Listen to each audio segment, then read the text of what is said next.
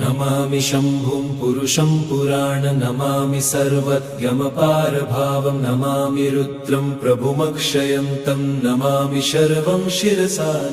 नमामि देवं परमव्ययम् उमापतिं लोकगुरुं नमामि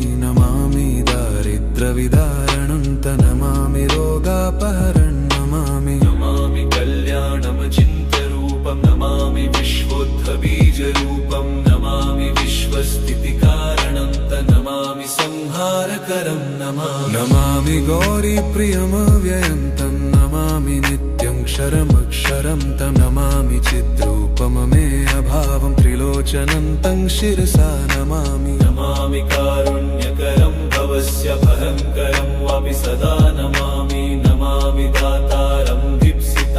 नमामि सोमेशमुमेशमादमामि वेदत्रयलोचनं तं